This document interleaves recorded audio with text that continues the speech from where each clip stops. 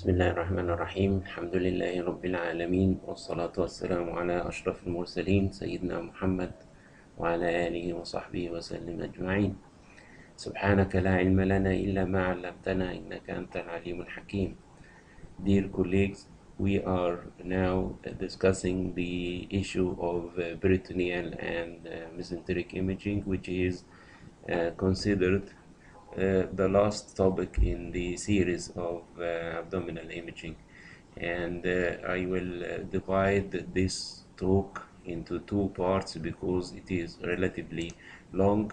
In the first part, I will discuss the issue of peritoneal imaging, and in the second part, I will discuss the mesenteric anatomy and pathology. Then you know that for imaging of the peritoneum and mesenteric lesions, we may use different imaging modalities, including ultrasound, CT, and MRI. And in my opinion, CT is now the modality of choice for evaluation of peritoneal and mesenteric diseases. And this is the suggested technique whenever you are dealing with some of these pathologies. The eye or it is recommended in the literature that the scan interval is about 3 millimeter section thickness, and you can use the field of view of 35 centimeter. And it's very important to have these 2D reconstructed images in the coronal planes in particular, and also you may use the sagittal orientation as well.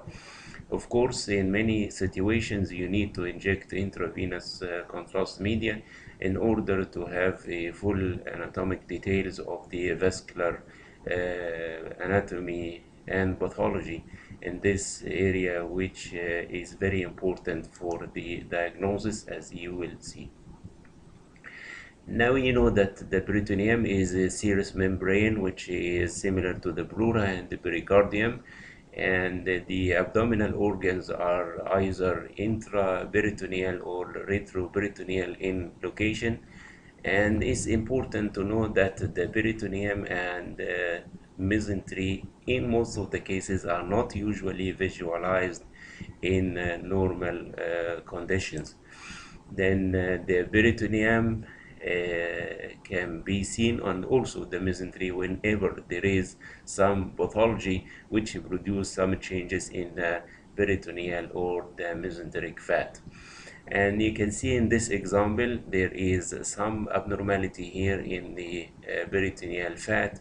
If you compare this fat, which is relatively clear, to this fat which is referred to as smudged or stranded or dirty fat appearance, and there are a lot of lesions that can produce such an appearance in the peritoneal and the mesenteric fat planes.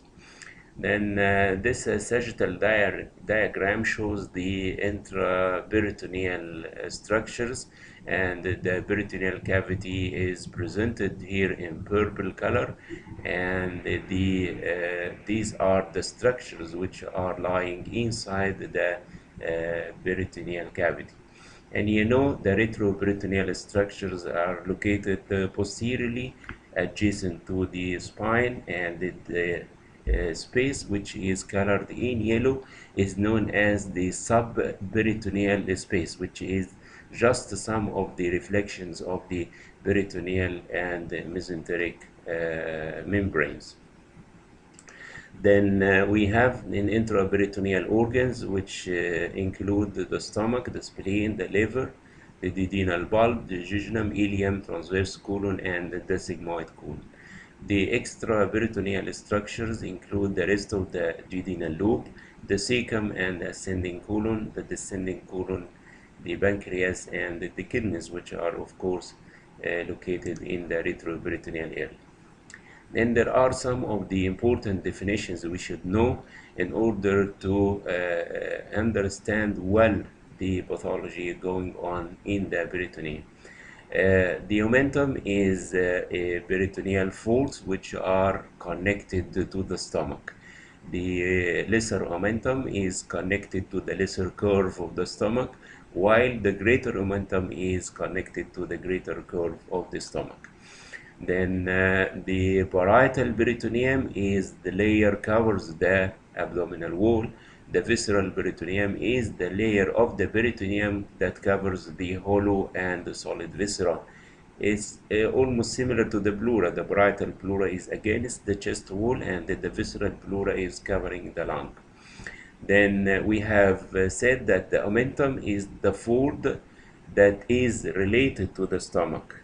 The lesser omentum is related to the lesser curve, and the greater omentum is related to the greater curve of the stomach. And the mesentery is the peritoneal fold, which is connecting the bowel to the posterior abdominal wall. And a good presentation here is the mesocolon, which is connecting the transverse colon to the posterior abdominal wall. Then you know that the peritoneal cavity is divided into two sacs or cavities, the lesser sac and the greater sac. And the lesser sac is small and is located posterior to the stomach, anterior to the pancreas in this particular area. And the rest of the peritoneal cavity represents the greater sac. And there is a connection between the lesser sac and the greater sac, which is the foramen of Winslow, which is related to the region of the porta hepatis. Then this is a very old technique which used to inject some contrast media inside the peritoneal cavity through needles introduced percutaneously into through the abdominal wall. Then this contrast media is filling the peritoneal cavity, and you can see that most of the liver is inside the peritoneum except for this small area which is in contact with the diaphragm is known as the bare area of the liver, and also there is a small area of the spleen which is also in contact with the diaphragm, and zone area is known as the bare area of the spleen. Then the lesser sac, as I have said, is located posterior to the stomach, anterior to the pancreas, and is connected to the greater sac through the foramen of Winslow, which is almost approximately located in this particular area. Then this is just an example of a patient, a child with a history of abdominal trauma, and she got lacerations in the liver, as you can see, and fluid in the lesser sac. And this fluid is of course hemorrhage, and this is hemoperitoneum. This is the stomach, and this is the pancreas, and this is the lesser sac. You know that the lesser sac is usually collapsed, and you cannot see the lesser sac except it's filled with some fluid like blood or pus or something like this. Then this is an example of acute pancreatitis. You see that the pancreas is relatively swollen, and the peripancreatic fat planes are obliterated by fluid density, and there is reticulation of the fat. And this arrow points to the fluid which is located in the lesser sac, secondary to acute pancreatitis. And this patient with a history of blunt abdominal trauma showing a big hematoma in the lesser sac. This is the stomach, and this is the pancreas. Then the space between the stomach and the pancreas represents the lesser sac, which in this case is filled by a big amount of hemorrhage.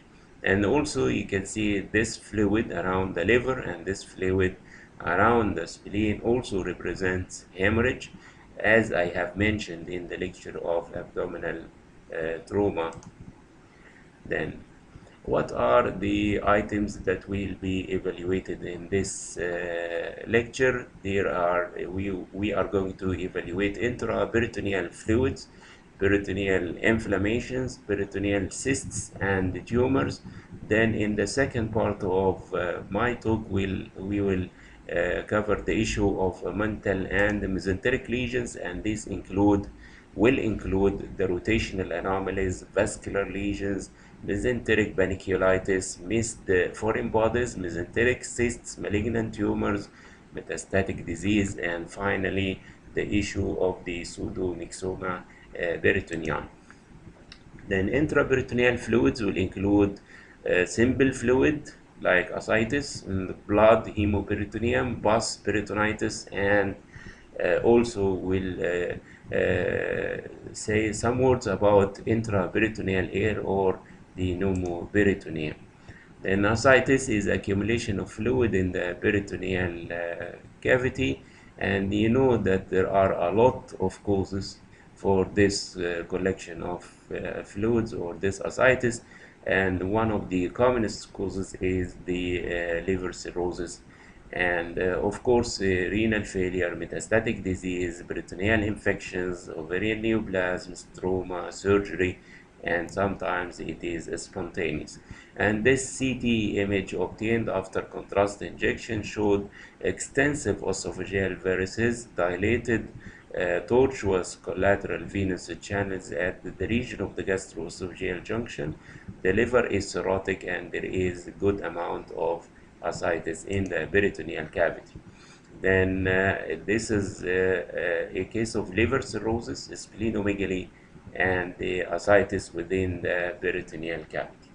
You know that ascites can be diagnosed clinically if there is a good amount of fluid in the peritoneal cavity, and now ultrasound is one of the reliable and quick imaging technique for diagnosis of ascites and even for sampling of this acidic fluid to know exactly its nature and to do some of the cytological analysis if needed. Then you know that the fluid usually collects in the most dependent parts within the peritoneal cavity, and if the patient is supine, the most dependent part is the Morrison pouch, which is the space between the liver and the kidney. This is the most dependent area in the peritoneal cavity if the patient is lying in the supine position. While if the patient is erect, then the dependent part will be in the pelvis, in the Douglas pouch between the urinary bladder and the rectum. Then if you look to the fluid within the peritoneal cavity and measure the density of the fluid, you may have some ideas about the nature of the fluid, because water usually measures an attenuation value between 0 and 15 Hounsfield unit, while if this fluid is bloody, for example, you got increase in the attenuation value, and also if it is infected with accumulation of pus, you will see some increase in the attenuation value as well, and enhancement of the peritoneal reflections, as you can see in this particular example. Then many times in the exams it is asked for the candidate to differentiate between ascites and the pleural collection if they are coexisted together. And this is the case of liver cirrhosis and splenomegaly with ascites and pleural effusion separated by the diaphragmatic copula. And you know that ascites is anterior to the diaphragm and the pleural effusion is posterior to the diaphragm. And ascites starts by A and anterior, and the pleural effusion starts by P, and this is posteriorly located. Then hemoperitoneum, the most common cause is abdominal trauma with injury to one of the solid organs, particularly the liver and the spleen.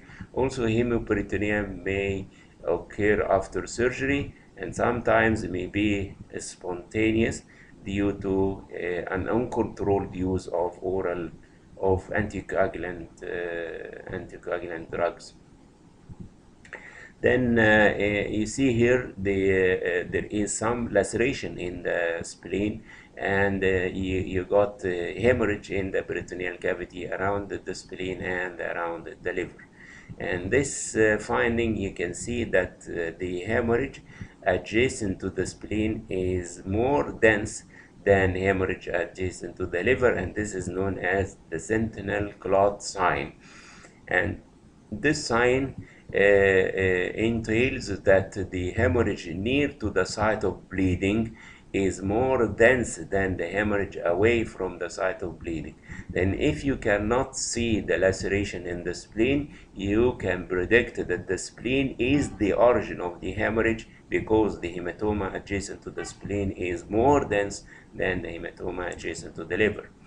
Then this is, as what I have said, the sentinel clot sign, and you measure the density of the hemorrhage in cases of abdominal trauma, and the hemorrhage which is more dense is more close to the site of the bleeder. Then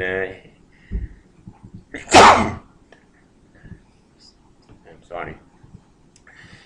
The hematocrit effect means that the hemorrhage will sediment in the dependent portions in the peritoneal cavity, forming a sedimentation level.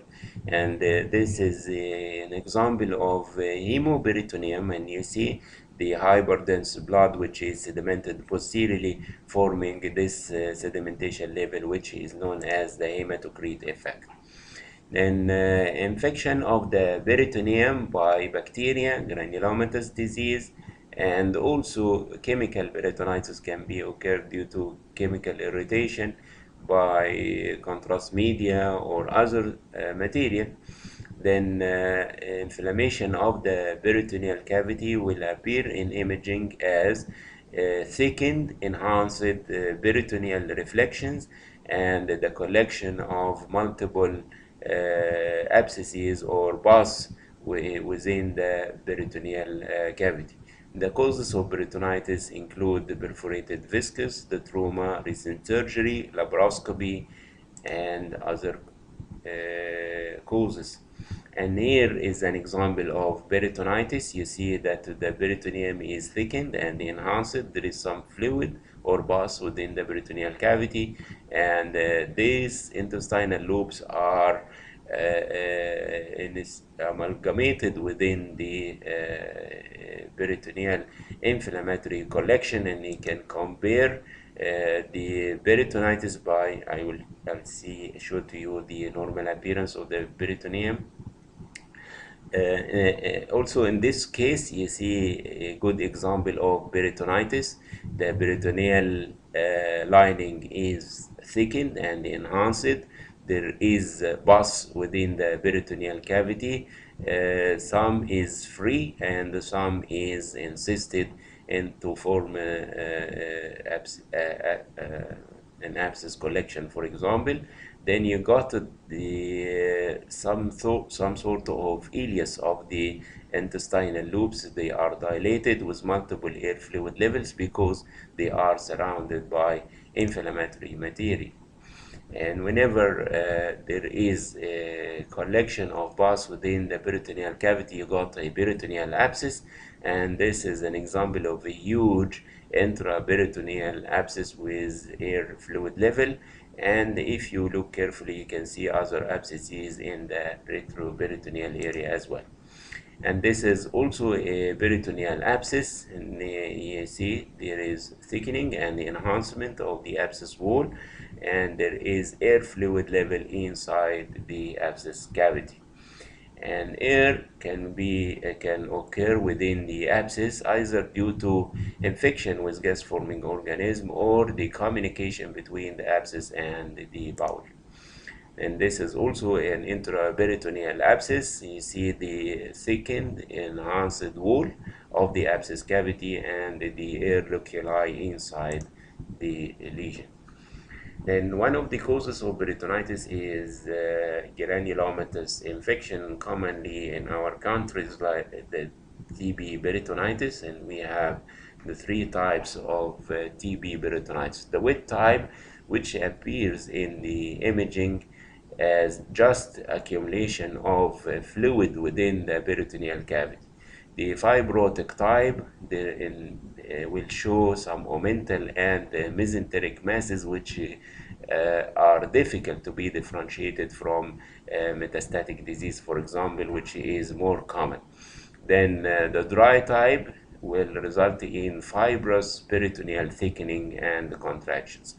And if you look to this case with TB peritonitis, you can see fluid within the peritoneal cavity, and this arrow points to some thickening and let us say soft tissue infiltrations of the peritoneum, and this appearance may draw the attention that this may be a metastatic disease, which is of course seen commonly in the clinical practice compared to the TB peritonitis. But you can predict the appearance of TB, or you can predict the cause of this peritonitis, of this ascites as tuberculous peritonitis, particularly if there are lymph nodes and there are pulmonary TB lesions in the same case. And here you can see just the peritoneal fluid, and there is no clue to say that this is tuberculous peritonitis. And you may have some aspirate and the culture and do culture and sensitivity to confirm the diagnosis. Then if you see peritoneal masses like this soft tissue mass in the region of the greater omentum, and you can see also masses here, and this is ascites, then you think mainly in most of the cases that this may represent metastatic disease, and the diagnosis is usually confirmed if the patient is known to have a primary malignancy. But if the patient is not known to have a primary malignancy, then many times we can go percutaneously having biopsies from these peritoneal masses in order to know the exact nature, which may be the sequelae of peritonitis, especially tuberculous type, or due to disseminated peritoneal malignancy, or due to the primary peritoneal tumors like mesothelioma, for example. Then tuberculous peritonitis is suspected in endemic areas, in the presence of lymph nodes, in the presence of pulmonary tuberculous lesion. Then you see here a stranding and the smudging of the peritoneal fat, and you see minimal fluid in the peritoneal cavity, and as I have said, this may draw your attention to the possibility of primary malignancy, but in cases there is no known primary malignancy and the patient is living in an endemic area known for TB, and the presence of calcium either in the lesion or in the intra-abdominal lymph nodes may lead to the suspicion of tuberculous peritonitis. And this appearance is known as tabes mesenterica or tuberculous lymphadenopathy. And here you see this is the aorta and this is the IVC, and you got multiple marginally enhanced lesions in the anatomic location of lymph nodes, representing retroperitoneal necrotic inflammatory nodes. And this appearance of lymph nodes in our country, for example, is highly suggestive of tuberculous disease, especially if the patient is not known to have a primary malignancy. You know that this is the superior mesenteric artery, and this is the superior mesenteric vein, this is the pancreatic head, and this is the common bile duct, and this is the common pancreatic duct. Then this is a case from our hospital, and you see there are multiple calcified mesenteric lymph nodes as well as calcified retroperitoneal para-aortic lymph nodes. And these are the CT findings that can suggest tuberculous peritonitis. Number one is smooth peritoneum with minimal thickening and pronounced enhancement, mesenteric involvement with macro nodules, mesenteric lymphadenopathy with central necrosis and calcification. Then you remember this case I have presented in the lecture of the splenic imaging, And I have said that whenever you see multiple calcific foci in the spleen or in the liver or both, and you think of post-tuberculous calcification or TB infection of the spleen and the liver. And the same case has also calcific lesions in the lung and the calcified mesenteric and retroperitoneal lymph nodes. This is also tuberculous lymphadenopathy in the chest in a child 7 years old. You see this is the thymus and this is the arch of the aorta. This is the superior vena cava, and you got necrotic lymph nodes in the mediastinum, necrotic lymph nodes in the abdomen, diagnostic of tuberculous lymphadenopathy. Then accumulation of air in the peritoneal cavity is known as pneumoperitoneum, and the best way for detection is the chest X-ray in the erect position. And in the erect position you can see air under the diaphragm, diagnostic of pneumoperitoneum. The most two common causes of pneumoperitoneum are recent surgery and bowel perforation. However, there are many other causes like trauma, like laparoscopy and infection as well. And you know that pneumoperitoneum secondary to operative interference will clear within 3 to 7 days. And if this post-operative air did not clear within 7 days, you should suspect that there is air leak from the bowel or suspected perforated viscous or anastomotic leak. Then sometimes you are not able to have an erect chest X-ray for the diagnosis of pneumoperitoneum, and the alternative is the cross-table lateral view of the abdomen. You know that air will raise up under the abdominal wall, and then you can see this air and you confirm the diagnosis.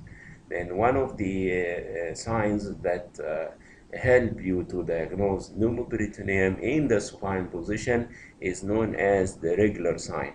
A regular sign means that you can see the wall of the bowel. As here you can see the wall of the stomach, you can see the wall of the jejunum, and this is not feasible unless there is air outside the bowel, meaning that air in the peritoneal cavity. Then the wall will appear in between air in the bowel and air in the peritoneal cavity. This is known as the regular sign. Then we came to some causes of peritoneal inflammations, and we'll discuss these issues: diverticulitis, appendicitis, epiploic appendicitis, pancreatitis, and peritoneal echinococosis. You know that the diverticular disease of the colon is one of the common lesions seen in the clinical practice, and the diverticuli can were usually diagnosed by barium enema, but now they can be easily also diagnosed by CT and by MRI. And you can see multiple air buckets in the wall of the colon, especially the left side colon, diagnostic of diverticular disease of the colon. But in order to diagnose diverticulitis, you should have three major CT findings. Number one, you see multiple colonic diverticuli containing air. Number two, you see that the wall of the affected segment of the colon is thickened.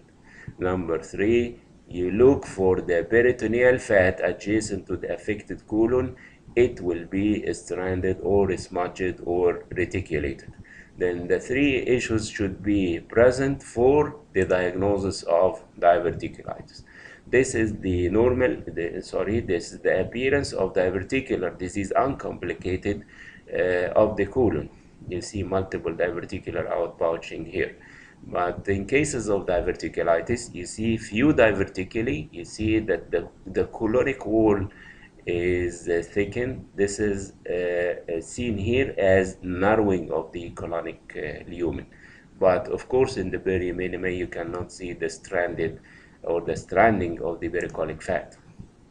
But in the CT scan, which is considered one of the modality of choice for diagnosis of diverticulitis, you see multiple colonic diverticuli containing air, and you see that the wall of the colon is thickened and the pericolic fat is stranded. And here also is a case of diverticulitis in the left-sided colon. The colonic wall is thickened. You see few diverticuli containing air, and the fat around the affected segment of the colon is stranded. Then also this is a case of diverticulitis of the sigmoid colon. Colonic diverticuli filled with air, thickened the colonic wall, reticulated pericolic fat. The three items are present. They are essential for the diagnosis of colonic diverticulitis. Then one of the complications of diverticulitis is perforation. And perforation will lead to the formation of a localized pericolic abscess, and sometimes this abscess may involve the urinary bladder, leading to communication between the abscess and the colon and the urinary bladder. Then you got air fluid level in the urinary bladder, secondary to diverticulitis, or to fistulous communication between the colon and the urinary bladder. This lesion is commonly presented also in the exams, where you can see the cause of the air inside the renal bladder. It is the lesion in the colon which has perforated, leading to the formation of an abscess which has communicated with the urinary bladder. Then usually the colonic diverticulitis, whenever it perforates, it will not lead to generalized peritonitis, because the perforation is usually very slow and is usually localized, limited to the pericolic inflammatory changes. Then commonly you see as a complication of diverticulitis a pericolic abscess rather than generalized peritonitis, and this is bilocular abscess cavity with air fluid level inside, thickening and enhancement of the wall. Then epiploic appendicitis is inflammation of the appendices epiploica. The appendices epiploica are fat projections related to the wall of the colon, and these fat projections are not usually seen in the CT scans of the abdomen unless the patient had an intraperitoneal fluid. Then inside this fluid you can see multiple projections that are filled with fat, and these are the appendices epiploica. And here is an example of multiple appendices epiploica containing fat, and this is a big one, appendices epiploica. It is seen clearly by virtue of the surrounding fluid in the peritoneal cavity. Then these appendices epiploica, being freely mobile, they can be tortured and resulting in compromise of the blood supply, getting into ischemia and inflammation. Then the issue with these findings will appear in the CT scan, like this lesion, which is composed of three parts. There is a margin outside, the margin surrounding the lesion, which represents the parietal peritoneum, and this is the fat of the appendices itself, and this is the vessel which has been thrombosed secondary to torsion. Then around this lesion in the outside area you can see reticulation and stranding of the fat plates. Then this is known as epiploic appendicitis, and this is a lesion which cannot be diagnosed unless you are looking for it, and frequently it can be missed through the images. If you do not look carefully and think of this lesion being a cause of acute abdomen, you cannot find this lesion easily. areas. You see the thickened parietal peritoneum, the reticulated fat, and the fat of the appendages itself. And sometimes you cannot see the vessel, and sometimes you can also see the vessel. Then if you look carefully here, searching for this appendages epiploica, it is difficult to be located actually, unless you think of this lesion as a cause of acute appendix. Then appendicitis is inflammation of the appendix, and you know that the appendix is a tube which is normally filled by air, and sometimes you can see it in the CT scans, and we used in the early days of barium studies to give the patient barium, and either usually we give the patient oral barium and image the area of the ileocecal region 3 to 4 hours after barium intake, looking for the appendix to be filled with barium like this. But many times the appendix fails to fill with barium, and this was not a sign of appendicitis, for example.